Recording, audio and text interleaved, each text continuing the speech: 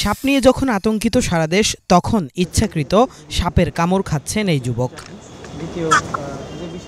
সম্প্রতি অনেক জেলায় বিষাক্ত রাসেলস ভাইপার সাপ ছড়িয়ে পড়েছে। এমন সংবাদে আতঙ্কিত হয়ে দেশের সর্বত্র সব ধরনের সাপ নিধন শুরু করেছেন সাধারণ মানুষ। তাই কোন সাপের বিষ নেই এবং কোনটি জনগণের জন্য ক্ষতিকর নয়, সেই সাপ চেনাতে এই উদ্যোগ নিয়েছেন তিনি। এটি হচ্ছে ঘরগিন্নি, এটার ইংলিশ নাম হচ্ছে কমন ওল স্নেক। এটাকে রাসেলস ভাইপার ভেবে সম্প্রতি সময় বেশি মারা হচ্ছে কপার হেড ট্রিঙ্কেট বা তামাটে মাথা দুধরাজ সাপ। এটাকেও হচ্ছে অনেকগুলো মারার রেকর্ড পাইছি আমরা এই রাসেলস ভাইপার গুজবের পর থেকে। এই সাপটি খুবই ফাস্ট এবং কৃষকের উপকারী বন্ধু বলা চলে এবং খুবই খ্যাপাটের টাইপের একটা সাপ। এদিকে দেখেন কিভাবে কামড় দেওয়ার ট্রাই করতেছে। এরও কিন্তু কোনো প্রকার বিষ নেই। বন বিভাগের বন্যপ্রাণী অপরাধ দমন ইউনিট বলছে, সামাজিক যোগাযোগ মাধ্যমে রাসেলস ভাইপার আতঙ্ক ছড়িয়ে পড়ার পর গত কয়েকদিনে প্রতি ঘন্টায় 200-র বেশি ফোন আসছে জাতীয় জরুরি সেবা 999-এ যুক্ত তাদের 5টি হটলাইন নম্বরে। অভিযোগকারীদের অনেকেই সাপ দেখে তাদের ফোন করছেন, কেউ আবার মেরে তারপর জানাচ্ছেন। অভিযোগগুলো যাচাই করে তারা বলছে, রাসেলস ভাইপার সন্দেহে হত্যার শিকার 80% সাপই নির্বিষ এবং উপকারী। প্রচারণার সঙ্গে বাস্তবতার মিল নেই জানিয়ে সংস্থাটি বলছে, 1000-এর বেশি অভিযোগের মধ্যে তারা রাসেলস ভাইপারের ঘটনা পেয়েছেন মাত্র 4টি।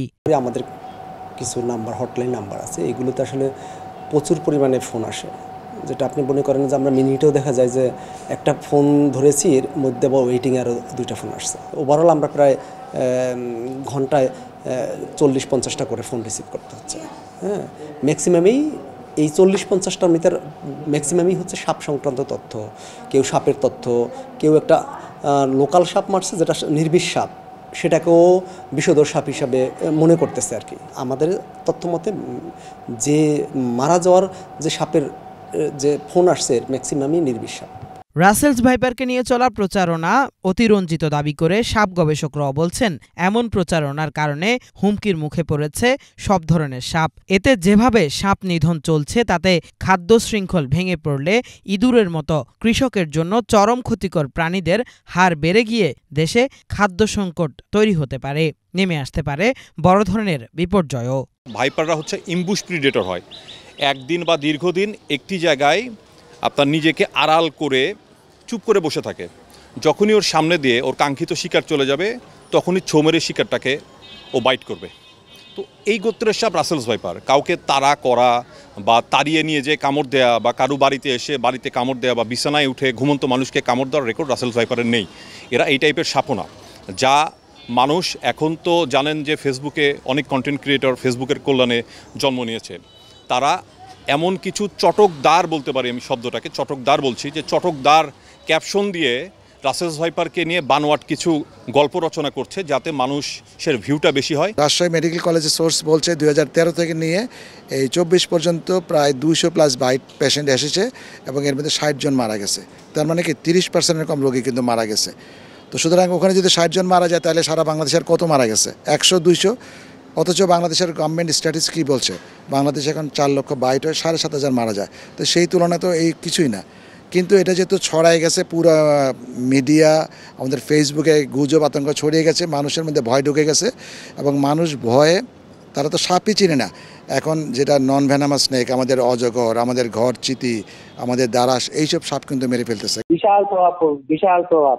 এই প্রভাবটা তো কালকে দেখতে পাবেন না, পরশু কৃষিতে ব্যাপক প্রভাব পড়বে। বেশিরভাগ ছাত্রী হলো কীট পতঙ্গ এবং ইঁদুর খায়। ইঁদুর এমনি কন্ট্রোল করা যায় না, কেমিক্যাল দিয়ে ইঁদুর কন্ট্রোল করা যায় না, ছাতা দিয়েও ছাদ দিয়েও কন্ট্রোল করা যায় না, আর সেখানে ওরা ইঁদুর কন্ট্রোল করে আমাদের। এই জন্য ভবিষ্যতে কীট পতঙ্গের সংখ্যা বেড়ে যাবে, ইঁদুরের সংখ্যা আরো বেড়ে যাবে, ফসলের আরো বেশি ক্ষতি হবে, আমরা অনেক ফসল আমরা হারাবো। তবে সাপ নিয়ে জনমনে তৈরি হওয়া সচেতনতাকে ইতিবাচক দাবি করে সবসময় সতর্ক থাকার পাশাপাশি সাপ দেখলে না মেরে তাড়িয়ে দেওয়ার পরামর্শ দিচ্ছে বন বিভাগ। এখন রাসেল ভাইপারের পাশাপাশি নির্বিষ সাপের মধ্যে আমাদের যে পাইথন বা অজগর আছে, অজগরের বাচ্চা থেকে আরম্ভ করে সব নির্বিষ সাপে লোকজন মেরে ফেলছে। এই কাজটা সঠিক হচ্ছে না, এটা আইনের দৃষ্টিকোণ থেকেও সঠিক হচ্ছে না, ইকোলজির দৃষ্টিকোণ থেকেও সঠিক হচ্ছে না। কারণ আমরা যেই সাপগুলি মারছি এর অনেকেই এই রাসেল ভাইপারকে খাবার হিসেবে গ্রহণ করতে, যেমন আমার ক্রেইট, শঙ্খিনী সাপ রাসেল ভাইপার খায়, তারপরে কোবরা খায় এবং অন্যান্য সাপও রাসেল ভাইপারকে খায়। সুতরাং রাসেল ভাইপার কন্ট্রোলের করতে যেয়ে যদি আমরা অন্য সাপ মেরে ফেলি, অন্য প্রাণী মেরে ফেলি, তার বরঞ্চ ক্ষতি হবে। যে কোনো সাপের দংশনের প্রেক্ষিতে আমাদেরকে দ্রুত চিকিৎসা গ্রহণের জন্য উপজেলা স্বাস্থ্য কমপ্লেক্স অথবা জেলা স্বাস্থ্য ব্যবস্থাপনা সরকারি যে আছে সেখানেও আমাদেরকে যেতে হবে। চিকিৎসকরা সিদ্ধান্ত নেবে যে চিকিৎসাটা কি হবে। যে যেখানে কাজ করে, কৃষক যদি হয় তার সে প্রোটেকশন নেওয়া যাবে, বুট থাকলে বুটের ব্যবস্থা করতে হবে।